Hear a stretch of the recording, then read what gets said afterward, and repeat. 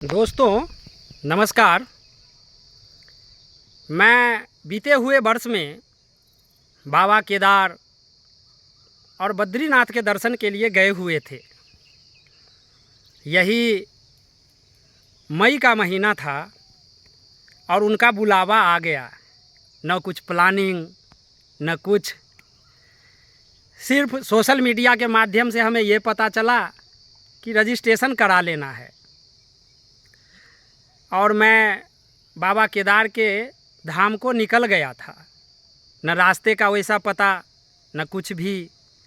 बहुत सारे वीडियो भी खंगाले, लेकिन ऑलरेडी क्या है कि बहुत सारे वीडियो में जिस हिसाब से सत्यता को उजागर किया जाता है, या तो वो देखने के बाद मेरा मन भयभीत हो जाता था, और जब भयभीत हो जाता था तो मन से बाबा का जिज्ञासा अचानक हटने लगता था। लेकिन पता नहीं, उनका बुलावा हम सब जानते हैं कि जब उनका डोरी लग जाता है तो आप पहुंच जाते हैं वहाँ। तो दोस्तों, जो हमारा एक्सपीरियंस है वो एक्सपीरियंस मैं आप लोगों को कहता हूँ कि अगर वास्तव में बाबा का बुलावा आ गया और आपके मन में जिज्ञासा है बाबा केदारनाथ के दर्शन के लिए, तो आप अपने साथ पूरा प्रयास रखें कि किसी भी कीमत पर आपके बैग का वज़न ज़्यादा नहीं हो पाए। आप खुद समझ सकते हैं कि कितना वज़न ले करके आप 25-26 किलोमीटर पहाड़ की चढ़ाई चढ़ सकते हैं। फर्स्ट पहला ये है, और ये पहला काफ़ी इम्पोर्टेंट है, क्योंकि अगर आप वज़न ज़्यादा ले लेंगे तो आप बहुत परेशानी में फंस जाएंगे। दोस्तों देखिए, कपड़ा गंदा या साफ़ वो मायने बाबा के दरबार में नहीं करता है, क्योंकि वहाँ धूल मिट्टी नहीं है। वो एक अलग दुनिया है, वो हमारा धरती का स्वर्ग है। और उसी स्वर्ग को साक्षात कराने के लिए महादेव ने धरती पर अपना 12 ज्योतिर्लिंग रखे और ये बोले कि इस प्रकार का हमारा ज्योतिर्लिंग है, तुम लोग दर्शन करो। और लास्ट में जो केदारनाथ है वो साक्षात स्वर्ग की अनुभूति हमें कराता है। तो दोस्तों, सबसे पहले जो हमारा बैग है वो बैग का वज़न कम होना चाहिए। 2 से 3 सेट कपड़ा आप रखिए उसमें, जिसको लेकर के जिधर भी जिस समय जाना हो आप निकल जाइए। फर्स्ट तो ये है। सेकेंड है कि आप कभी भी दूसरे पर डिपेंड नहीं रहिए कि हम जाएंगे और वहाँ आशियाना ढूंढेंगे। तो दोस्तों, उस चीज़ को भी भूल जाइए। आप अगर केदारनाथ जाते हैं और दिल्ली होकर जाते हैं, और दिल्ली में अगर थोड़ा देर का स्टॉपेज है आपका, या ऑनलाइन के माध्यम से भी आप जितने मेंबर जाते हैं उतने मेंबर का आप कैंप ले लीजिए। वो कैंप का वज़न मुश्किल से 500 ग्राम है मेरे पास। मैं भी अभी ले लिया हूँ, क्योंकि 31 तारीख को फिर से बाबा के दरबार में जा रहा हूँ। जैसा मैंने आपको कहा, मेरा 4 मेंबर का कैंप है और वज़न 500 ग्राम से ज़्यादा नहीं है, और जिधर मन करता है अपना कैंप लगा लेता हूँ। दूसरा कैंप का हो गया। तीसरा जो है सो आप एक फोल्डेबल गैस का चूल्हा आता है जो कम से कम 10 से 15 किलो तक का वेट उठा लेता है। वो फोल्डेबल चूल्हा रख लीजिए अपने पास, और उसी के साथ आपको उसका सिलेंडर दे देगा, जो मुश्किल से 250-300 ग्राम का सिलेंडर होता है। तो 2-3 सिलेंडर आप अपने पास रख लीजिए। एक सिलेंडर जो है आपका कम से कम 3 घंटा अगर रेगुलर यूज कीजिएगा तो वो चलता है। और आपातकाल के लिए जैसे इप्पी है, मैगी है, ये आप अपने बैग में रखिए, क्योंकि हो सकता है कहीं भोजन की व्यवस्था नहीं हो पाए, तो आप उसके माध्यम से, या आपके साथ अगर बच्चे ट्रेवल कर रहे हैं, तो हम आप सब जानते हैं कि बच्चों के लिए वो बहुत खुशी का बात हो जाता है कि पापा या मम्मी हमारे साथ जो है इप्पी और मैगी लेकर जा रहे हैं। तो दोस्तों, कैंप हो गया, सिलेंडर हो गए, चूल्हा हो गया, और उसके बाद मेडिसिन, वो तो मस्ट है। मेडिसिन मस्ट है। मेडिसिन में दर्द का दवा जो आपके बॉडी में सूट करता है, बहुत सारे दवा हैं, मैं नाम नहीं बता सकता आपको।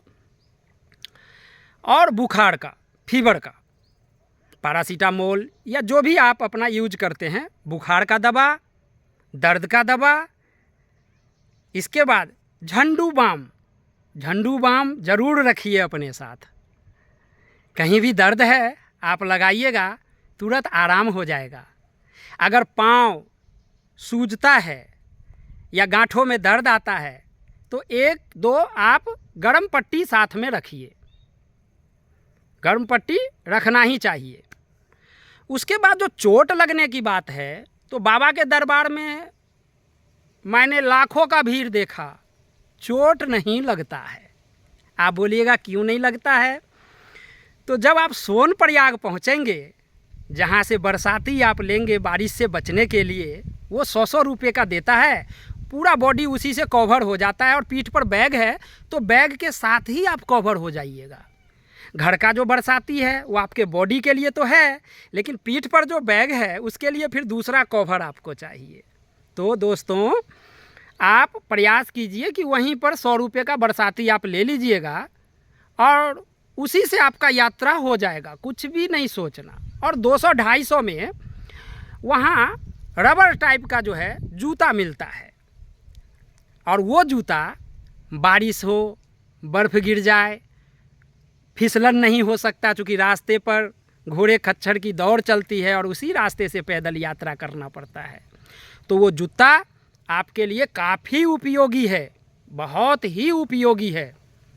और लास्ट में एक बात बताएंगे आपको कि खाने का बोझ ज़्यादा नहीं रखना है वहाँ, क्योंकि बाबा का दरबार ऐसा है कि वहाँ पे आपको भूख और प्यास बहुत कम लगेगा और शरीर में ऊर्जा की कोई कमी नहीं होगी, ताकत की कोई कमी ही नहीं होती है।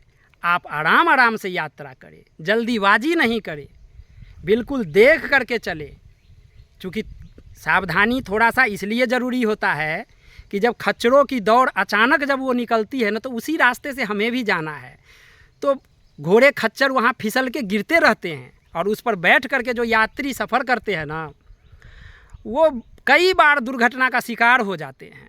तो दोस्तों, मेरा प्रयास तो यही है, थोड़ा वक्त ले करके जाइए, प्रकृति का आनंद लेते जाइए। क्योंकि जब आप प्रकृति का आनंद लेते जाएंगे ना, जैसे कष्ट के बाद जब सफलता मिलती है दोस्तों, तो उस खुशी का कोई ठिकाना नहीं रहता है।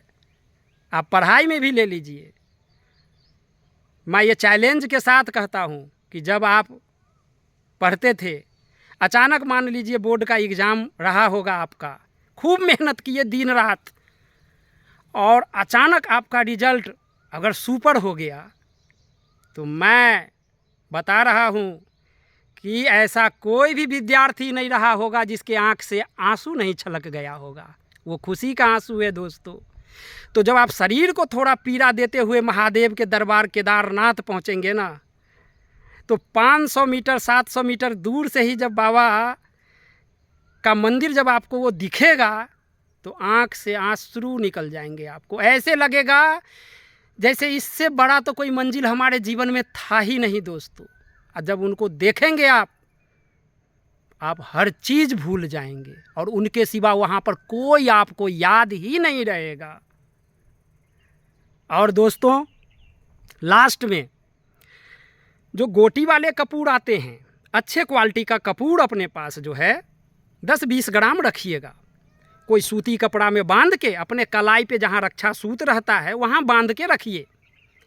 जब सांस में कोई प्रॉब्लम आए तो 1-2 बार जो है ऐसे आप जो है कपूर का सुगंध लंबे सांस से खींच लीजिए। महादेव का कृपा से आपकी श्वसन क्रिया जो है काफ़ी अच्छी चलने लगेगी।